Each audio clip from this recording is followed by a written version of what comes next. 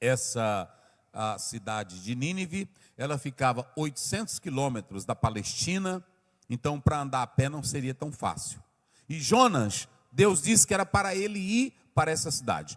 Observem lá, olha o texto, coloca lá o texto, a gente já volta para cá. Olha o texto lá, Jonas 1, e veio o quê? Veio a palavra do Senhor. Preste bem atenção que aqui, agora volta lá para o nosso quadro, você observa que o texto apenas diz, veio a palavra do Senhor. Observe que eu coloco, o importante não era como Deus, mas que ele falava. Não se tem assim, Deus falou com Jonas dessa maneira, Deus falou com o profeta fulano dessa maneira. Não, a Bíblia diz em Hebreus 1:1, havendo Deus antigamente falado de muitas formas, maneira aos pais pelos profetas. Ou seja, o importante não era a maneira, o método, mas sim que ele falava. E a Bíblia só diz assim, veio a palavra do Senhor a Jonas. E aí você observem bem que ele é enviado para essa grande cidade de Nínive. E a cidade de Nínive, ela era um centro que adorava aos deuses da fertilidade. E ela era conhecida pela sua maldade, crueldade. E aí vocês sabem que a Senaqueribe tornou essa Nínive a sua capital, a capital da Síria. Isso em 700 a.C. Então veja que essa cidade ela era muito importante, mas foi para essa cidade que Deus mandou Jonas. Uma cidade cruel, de pessoas ímpias, de pessoas maléficas, de pessoas pecadoras. Ou seja, se nós estamos falando que Deus ama Israel, mas Ele ama também os que estão lá na faixa de Gaza, Ele quer salvar a todos. Prova disso é que Ele mandou Jonas para Nínive. Vamos lá, missões no estrangeiro, mais longe de casa o possível. Jonas, quando ele soube que Deus ia mandar ele para um povo tão cruel, ele disse assim, eu não vou.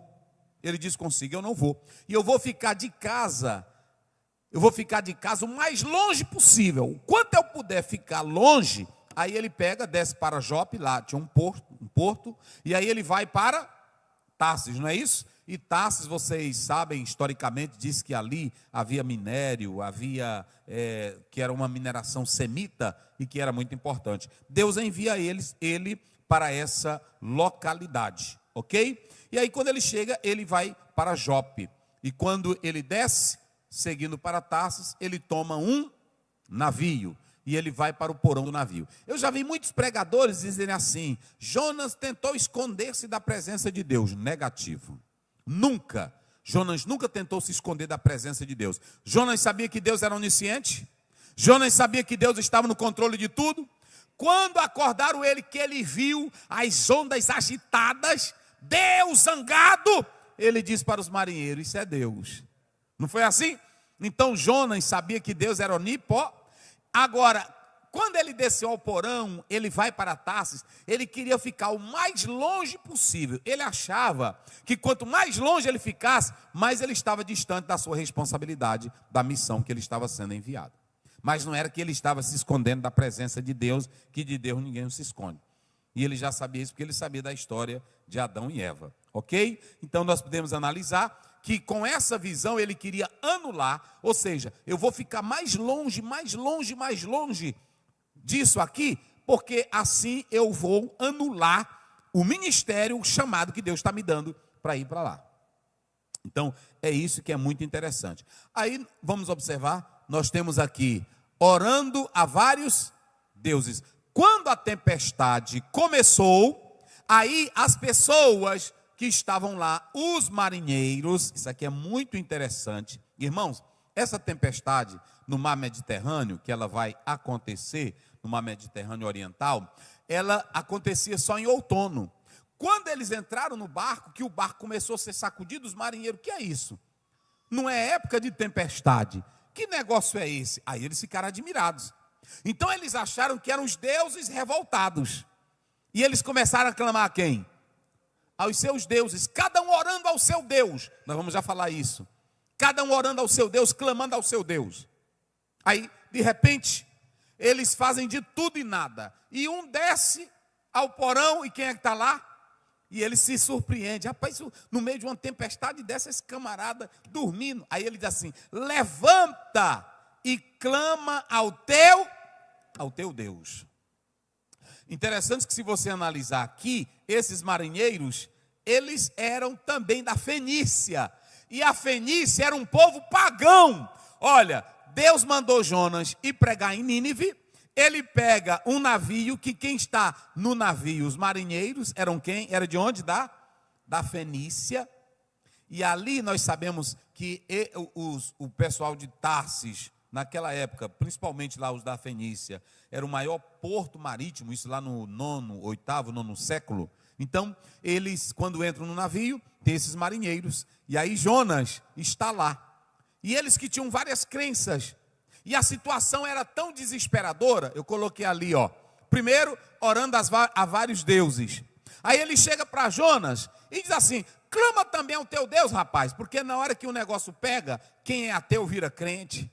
Não é assim? Quando o negócio pega, quem é da crença afro também clama pelos crentes. E assim vai. Quando o negócio pega, é todo mundo dizendo: ore por mim, reze por mim. É ou não é? Reze por mim, eu não quero nem saber de Deus. Aí quando vem a doença: ô pastor, ore por mim. Ele quer oração, ele quer benzimento. E esses marinheiros disseram: qual é o teu Deus, rapaz? Te levanta e clama. Nós não queremos saber qual é teu Deus. Nós queremos é que tu ore. Clama ao teu Deus. Eita, meus irmãos. Clama ao teu Deus. Tá aí. Vamos ver aí. Lê, coloca aí. E o mestre do navio chegou-se a ele e disse-lhe: que tens, dormente? Levanta-te, invoca o teu Deus. Talvez assim ele se lembre de nós, para que não pereçamos. Pronto, aí ele diz: clama ao teu Deus. Só que eles pensavam que o Deus de Jonas era do mesmo nível do deles. Eita, irmão, aqui é que... Aí você tem aqui agora, tem muitas lições aqui. O mar está agitado. Quem era que estava agitando o mar? Era Deus. Estava tudo descontrolado. Quem era que estava lá? E esses marinheiros eram estrangeiros, eram fenícios. Aí veio o mais importante. Eita, meus irmãos. Agora aí é o verso 9. Vai lá. E ele lhes disse: eu sou hebreu e temo ao Senhor, vai, o Deus do céu, que fez o mar e a terra seca. Quando os marinheiros disseram: quem é tu? De onde tu é? Qual é a tua ocupação? Ele abriu a boca e disse: eu sou hebreu e eu sirvo ao Deus que fez os céus e a terra. Aí eles pararam. Que Deus é esse? Ficaram aterrorizados e aí pronto, já estava testemunhando um fujão. Vocês já viram que tem gente que é descrente, tem gente que está desviada e evangelizando? Já vi, foi muito. Pronto, eu já vi irmão desviado, aí evangelizando. Olha, tu volta para Jesus, tu olha a mão de Deus. Aí pronto, eu encosto na paz e diz: ô pastor, eu estou desviado. Rapaz, mas tu está evangelizando. Não, eu sei que eu estou errado, mas eu estou evangelizando. Então tem gente assim, desviado e evangelizando. O Jonas estava fugindo e agora evangelizando. Eu sou hebreu, eu sirvo ao Deus que fez os céus e a terra. Aí eles pararam. Que Deus é esse? Eles que adoravam todo tipo de deuses. Jonas não atacou nada da fé deles, mas eles olharam: que Deus é esse? Aí ele disse assim: me lancem ao mar, porque é Deus que está fazendo. Aí eles ficaram com medo. Que Deus é esse? Aí eles ficaram com medo. E entra aqui uma coisa muito importante. Volta lá, só para os irmãos terem uma ideia. Aqui ó, ele testemunha de Deus. E aqui você tem ímpios pecadores. Como é que eles tratavam a vida humana? Quando ele diz: me lance ao mar, o que foi que esses ímpios pecadores pagãos disseram? Não, vamos fazer isso não. Eles jogaram as cargas, tentaram aliviar, para poupar. E o Jonas, olhando para eles, disse assim: não adianta, ou vocês me jogam ou vou afundar com tudo. Aí eles disseram: Deus perdoa. Irmãos, há alguns teólogos que dizem que esses marinheiros aceitaram o Deus de Jonas. E está aí no texto. Como é que diz aí o verso 12? Então clamaram ao Senhor e disseram: ah, Senhor, nós te rogamos, não pereçamos por causa da vida deste homem, e não ponhas sobre nós o sangue inocente, porque tu, Senhor, fizeste como te aprouve. Está vendo? Então, esses homens aí foram evangelizados por quem? Por Jonas. Mesmo na falha, na desobediência, mas eles viram que o Deus de Jonas era o Deus verdadeiro. Ou seja, Deus trabalha de todas as maneiras. E aí vai tratar com Jonas e depois ele vai pregar. Coloca na tela